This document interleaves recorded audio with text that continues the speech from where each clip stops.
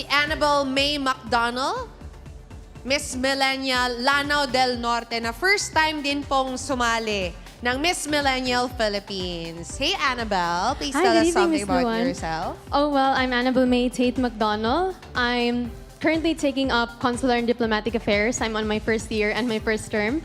Yeah, and I'm a self-identified feminist as well.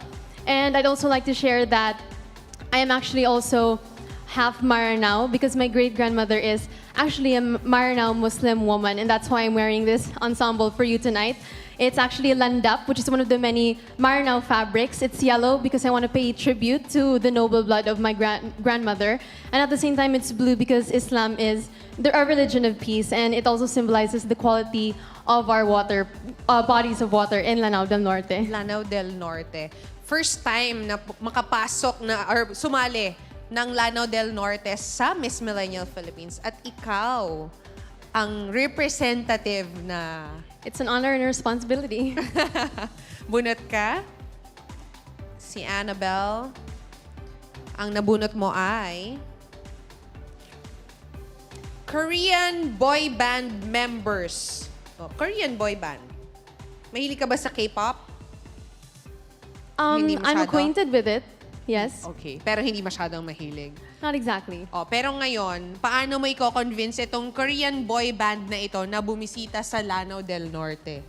Oh, well, that's quite an interesting question. Well, I think that in the wake of globalization, the world is getting smaller and smaller, especially with how we systematize and interconnect our countries economically and socially. And I think that as part of the ASEAN integration, the transnational boundaries are eroding. And I think that that's a great thing, and that's why I think that it's plausible that Korean boy bands could visit Lanao del Norte, not just because of the enabled, not just because of the situation that's being enabled politically and economically, but because we have so much to offer. It's the land of beauty and bounty, and we don't call it that for nothing. For instance, we have three things that I'd like to talk to you about. Firstly, we have the plethora of natural scenery, from waterfalls to hot and cold springs and rivers and lagoons. Secondly, we also have so much to offer in terms of farm tourism, and that's actually one of the advocacies being pushed forward by the Department of Tourism in the Philippines in the year 2019. Farm tourism is actually a paradigm being used in Europe for many years now, and I think that because the ASEAN integration has surpassed the European Union in some economic aspects, I think that there's no reason why we shouldn't surpass them in that aspect as well with regards to farm tourism. My earrings, which is Lampacana earrings, it's a symbol of the ingenuity of the Lanao del Norte people because Lampacana is actually a water weed. It was a pest for farmers. But because of the collaboration between our Muslim brothers and sisters with our Christian settlers, we created this craftsmanship. It's not just earrings, it's also furniture and other baskets and stuff like that. So the ingenuity of turning something ugly into beauty is one of the reasons why I think that Korean boy bands would love to visit Lanao del Norte. And thirdly, we also have so much fabric to offer you in the realm of the fashion industry as well, because South Korea is actually big on that industry as well. So we're not just aesthetic, but we're also very much functionable, especially in the wake of the fourth globalization. I think that agriculture is one of the backbones of our economy, and it's very safe to invest in agriculture at this point in time. So for Korean boy bands and foreign direct investments, Lanao del Norte is the place to be. Thank you. Eto, mananalo dyan! Uwi na ako. relax ka lang, kalma. Oh, umuwi na daw tayo. Thank you very much. Trying to be perfect, you don't have to be. It's so cool when the body in a building. When I look at you, I'm looking at a masterpiece. Whenever there is bounty, beauty is bound to be right around the corner. I am Annabelle May Tate McDonnell, representing the Diamond Province of Lanao del Norte. When my body in a building.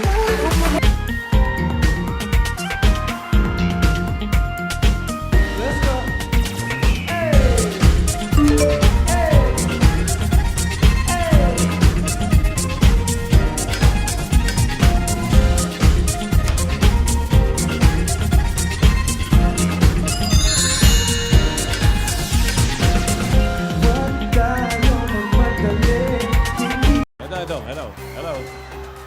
Testing, testing, Lanao del Norte.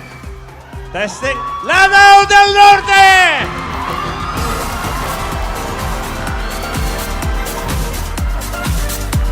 Step forward, Miss Lanao del Norte.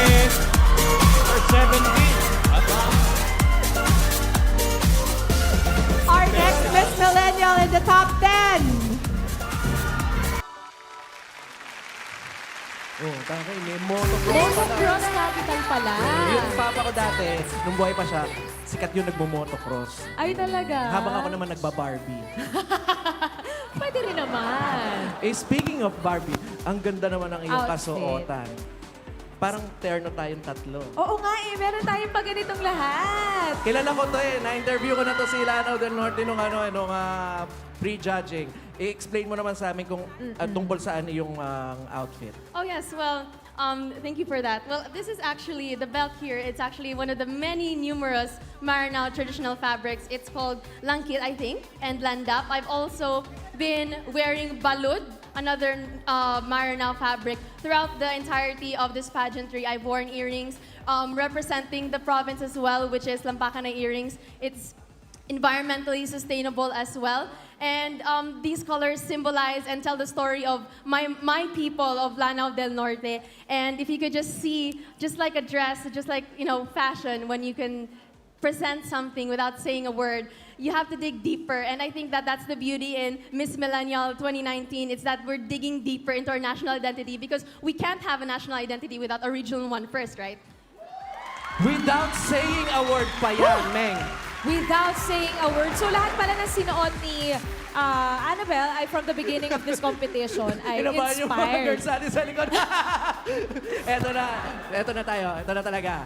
Kailangan mong mamili ng millennial expression. Yes. Pili ka ha, Annabelle. Pili ka dyan. Meron dyang savage. Savage. Flex. Why though? Nope. Lit. Basic. On fleek. Slay. Meh. Yes. So, pili ka lang ng isa dyan. With feelings. All right, so I think I'll pick number 8, which is Slay. Slay. Bagay na bagay sa outfit niya ngayon. So kung paano siya sumagot, slay na slay talaga. Correct. Ito ang iyong question mong gagaling kay Joanna Maria Sikat ng Cavite. Watch this. Anong advice mo para sa mga taong broken-hearted? Anong advice mo sa mga taong broken-hearted? Na broken-hearted ka na ba? In the past ones, Oh, In the past, ngayon. paano ka nag-cope doon? Anong advice mo para sa mga taong broken-hearted? I think that as a young woman, society is always deeming us to be a partner.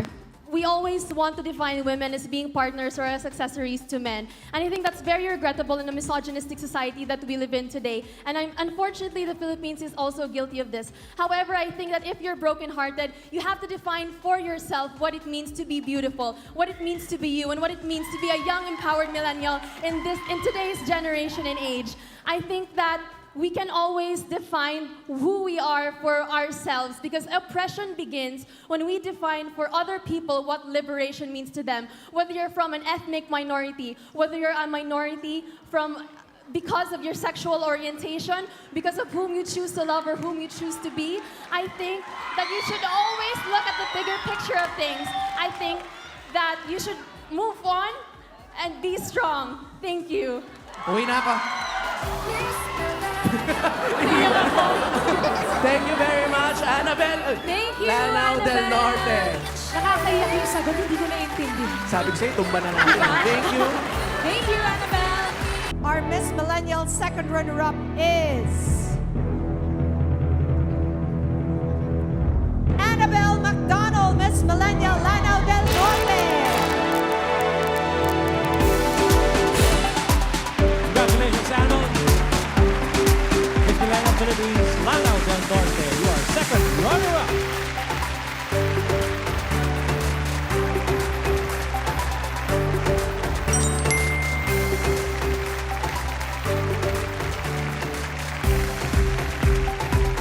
Palapit na tayo ng palapit! Congratulations. Thank you.